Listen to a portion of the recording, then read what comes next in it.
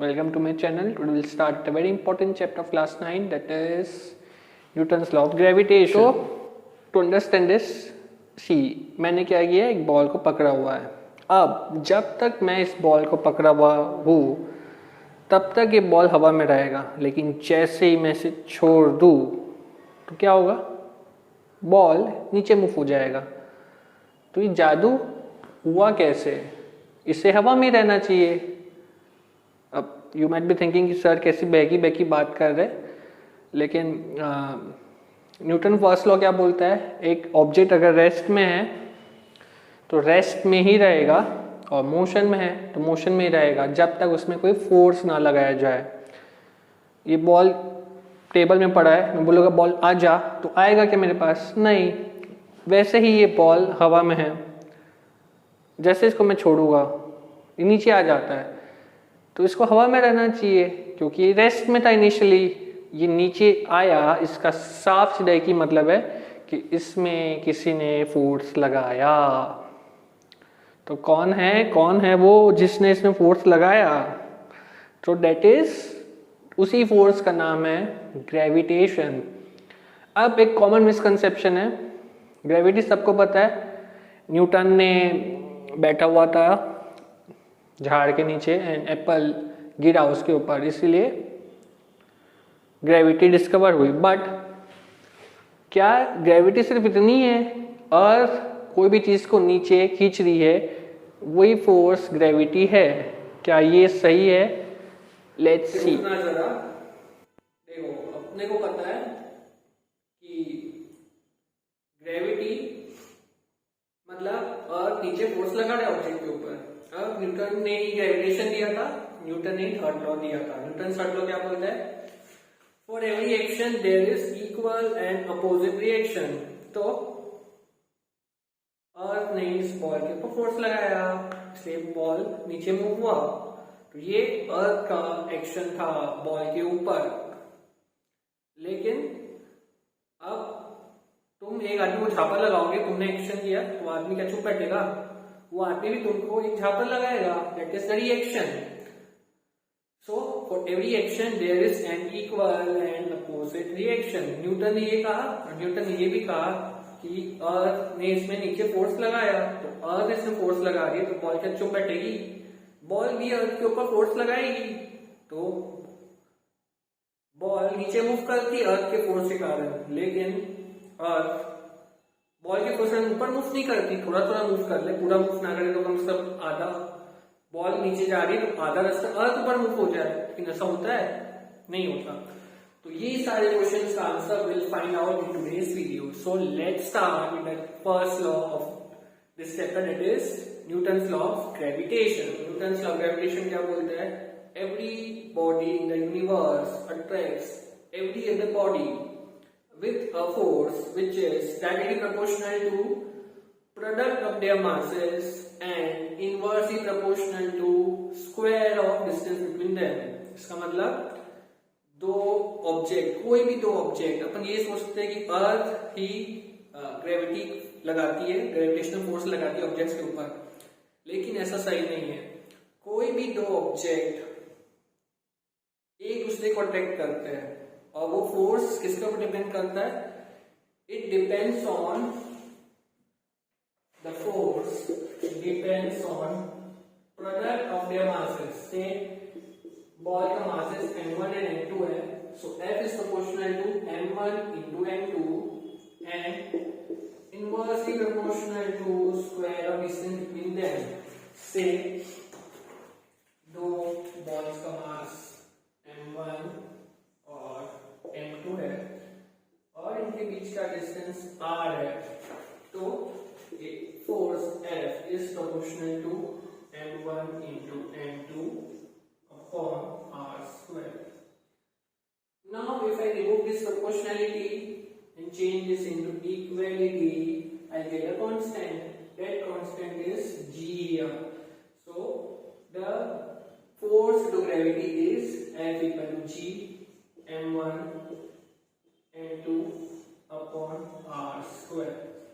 And experimentally it has been found that the value of g is 6.6 6.67 into 10 power minus 11 unit अगर देखें तो Newton metre square पर KG square इसका unit. तो यही है न्यूटन्स लॉ ऑफ ग्रेविटेशन। कोई भी दो ऑब्जेक्ट m1 और m2 है तो इनके बीच में फोर्स ऑफ अट्रैक्शन होता है।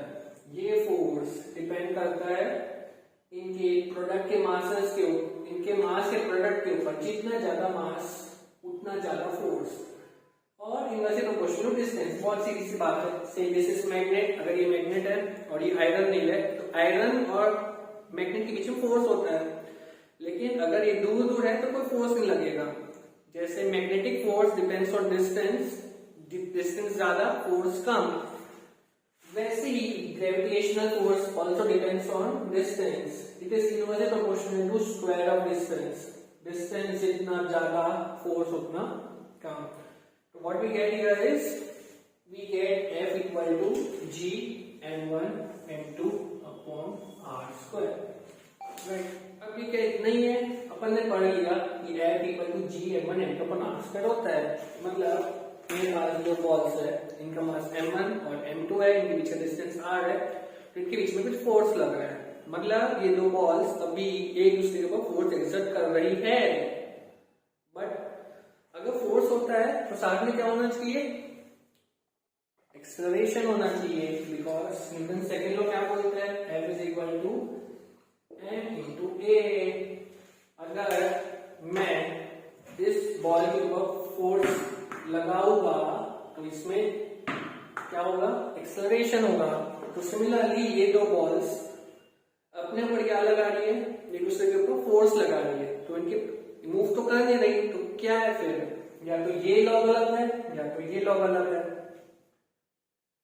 तो इसका answer is this, that the value of G is very very small, 6.67 into 10 power minus 11।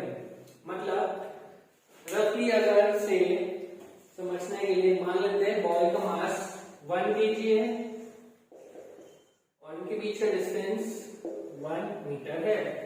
तो F कितना हो जाएगा, G इतना, मास 1 और डिस्टेंस भी 1, तो F निकलेगा 6.67 into 10 power minus 11 न्यूटन।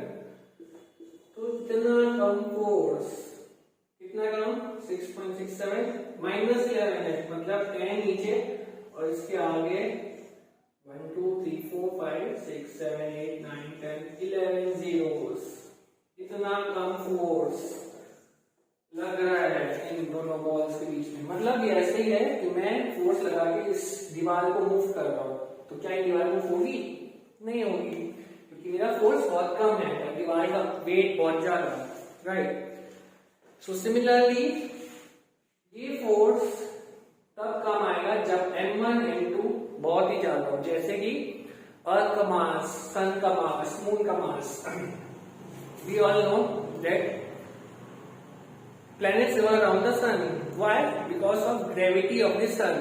सन का और अर्थ का मास ज्यादा है, इसलिए फोर्स ज्यादा है। लेकिन दो ऑब्जेक्ट दो मार कर रहे हैं, इनके बीच में फोर्स लग रहा है, लेकिन कितना कम, इतना कम, इसलिए ये मूव नहीं होते। Coming to the first question, I told कि अर्थ इसमें फोर्स लगा रही है तो ये बॉल भी अर्थ को फोर्स लगा रहा है, तो बात तो सही है। ये बॉल भी अर्थ के ऊपर फोर्स लगा रहा है, जितना फोर्स अर्थ लगा रही है उतना ही फोर्स बॉल भी लगा रहा है। बट अर्थ मूव नहीं होती, बॉल मूव हो जाती है नीचे। क्यों होता है, because force is equal to, सारे आंसर्स न्यूटन के पास ही है। इसका answer Newton second law, force is mass into acceleration, so acceleration is force upon मास।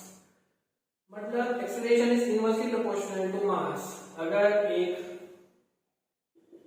मोटा लड़का है और एक पतला लड़का है, अब ये इसमें फोर्स लगाता है 5 न्यूटन का, तो लड़का फेंका जाएगा। लेकिन ये लड़का इसके ऊपर 5 न्यूटन का फोर्स लगाता है तो इसको कुछ फर्क पड़ेगा नहीं। सेम चीज होती है अर्थ के साथ।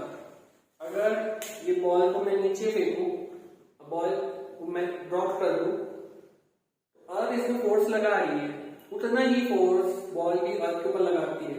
बट क्योंकि अर्थ का मास बहुत ज्यादा है, अर्थ इस लाइट मोटा लड़का, बॉल इस लाइट पतला लड़का, इसलिए बॉल नीचे जाता है लेकिन अर्थ ऊपर नहीं आती। So that's it. Next class will do some more interesting stuff. Till then, goodbye. Be safe at your home. See you soon.